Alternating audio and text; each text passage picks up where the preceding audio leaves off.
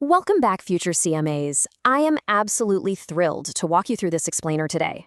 We're tackling a major topic in Section F of your syllabus, Accounting Information Systems, or AIS. Now, I know, the second some of you see words like systems or technology, your exam anxiety spikes, right? You start worrying about all that IT jargon. But listen, as a teacher who's seen thousands of students conquer this exact material, let me immediately put your mind at ease. Mastering this section, which, by the way, carries a massive 15% weight on the CMA Part 1 exam, absolutely does not require you to be a software developer. No coding required, I promise. We're going to break this down simply and logically, because the ICMA isn't testing your programming skills. They just want to make sure you understand how financial data flows safely from a raw business transaction into an actionable management report. All right, let's dive right in. First things first, let's completely reframe our perspective here. I want you to stop thinking of an AIS as some scary, highly technical server room. Instead, think of an AIS as the central nervous system of a business. It's literally a living, logical system. Every single time a customer buys a product, or an employee gets paid, or raw materials hit the warehouse floor, the AIS catches that event. It records that stimulus, processes the raw data, and sends signals straight to the brain of the company. And that ultimately yields the useful financial statements that management relies on. So here's our roadmap for today's explainer to build your knowledge step by step. We're going to cover demystifying the AIS, the 6 interconnected AIS components, the data processing cycle, core transaction cycles, and finally, batch versus real-time processing. Starting with Section 1, demystifying the AIS. What exactly is it? Well, simply put, it is the structured mechanism that collects, stores, processes, and controls financial data so managers and auditors can make smart decisions. Moving on to Section 2, the 6 interconnected AIS components, because, spoiler alert, an AIS is a lot more than just software. Buying a subscription to SAP, Oracle, or QuickBooks doesn't magically mean you have a complete accounting information system. An AIS is really a holistic combination of 6 interconnected elements. First up, we have the people. This is literally everyone, from the data entry clerks keying in invoices to the CFO reviewing the final executive dashboards.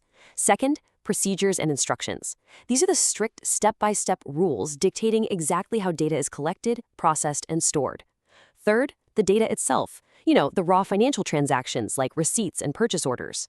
Fourth is the software, which are the actual computer programs manipulating that data.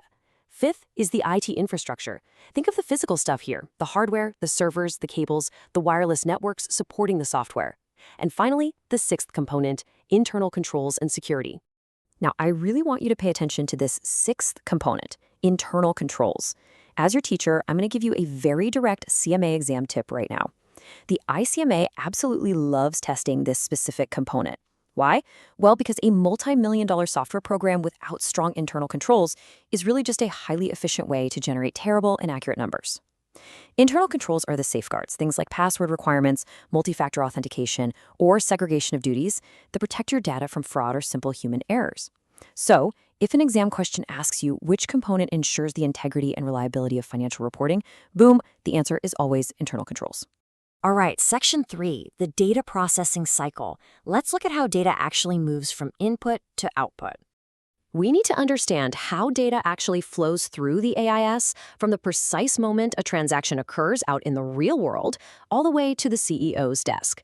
This data processing cycle follows 4 sequential steps. Step 1 is data input. A business event happens, creating a source document, like a sales invoice or an employee timesheet, and that data is captured into the system. Step 2 is data processing. This is where the system goes to work manipulating the raw data, calculating taxes, updating account balances, and applying journal entries. Step 3 is data storage. Here, data is organized logically into databases. And hey, you absolutely must know the difference between the 2 main types of files here. Master files hold permanent or semi-permanent data. Think customer names, addresses, or an inventory price list. Transaction files, on the other hand, hold individual event-based data, like today's specific sales orders. And finally, we have Step 4, information output. The fully processed data is presented as actionable reports, financial statements, or operational dashboards. The key takeaway? Raw data goes in, transformation happens inside, and actionable information comes out. Next up is Section 4, Core Transaction Cycles Explained. Let's break down the 5 core cycles. In any real-world company, you've got thousands, maybe millions of transactions happening every single day. If we threw all of those into one giant bucket, it would be total chaos. So an AIS neatly categorizes these events into predictable patterns. Let's quickly walk through the 5 cycles. The revenue cycle handles selling goods and collecting cash, and its key source documents are customer orders and sales invoices. The expenditure cycle is exactly the opposite, purchasing supplies and paying cash, utilizing purchase orders and receiving reports. Then there's the production cycle, which is where we convert raw materials and labor into finished goods, tracking all of this via bills of materials and work orders. The HR and payroll cycle handles hiring, tracking hours, and paying employees, using time cards and W-4s. And finally, the financing cycle involves raising capital from investors and paying dividends or interest, documented by things like stock certificates and debt agreements. Now, here is a core exam strategy reminder for you. Always remember that all 5 of these distinct cycles ultimately feed their summary data directly into the general ledger, and that general ledger is exactly what generates your balance sheet and income statement. And our final section today, Section 5, Batch versus Real-Time Processing. This is a classic CMA exam question topic, and it focuses entirely on the speed and timing of data.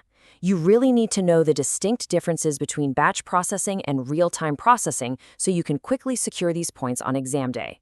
Batch processing means transactions are grouped together over a specific period, like maybe a day or a week, and processed all at once. The classic example here is biweekly payroll. The pros? Well, it's incredibly efficient for high-volume routine tasks. But the con is that your master files are only updated periodically, not instantly. Real-time processing, or online processing, means transactions are processed immediately as they occur. Think of booking an airline seat or withdrawing cash from an ATM. That system absolutely cannot wait until Friday to update your balance. The big pro is that the system is always up to date. The con, however, is that it requires significantly more processing power and continuous network connectivity. We have covered a ton of ground today, and I want to just quickly recap the core takeaways for your review notes to really solidify everything we just learned. Look how far you've come. You now know that an AIS consists of 6 components, and it's heavily reliant on people and internal controls, not just the software itself. You know that data moves sequentially through input, processing, storage, and output. You understand that the 5 distinct transaction cycles all act kind of like tributaries, feeding into the mighty river of the general ledger. And you know to choose batch processing for periodic high-volume tasks and real-time processing when instant balance updates are critical to prevent errors. I want to leave you with a final thought to keep you in an active, test-taking mindset. When you're sitting in that exam room reading a scenario about system processing, I literally want you to hear my voice asking you this exact question. Does management need this data updated instantly to prevent an error, or can it wait until the end of the shift? Answering that single question will guide you straight to the correct answer every single time. You are making incredible progress in your studies. Keep reviewing your notes, keep hitting those practice questions, and I will see you in our next explainer.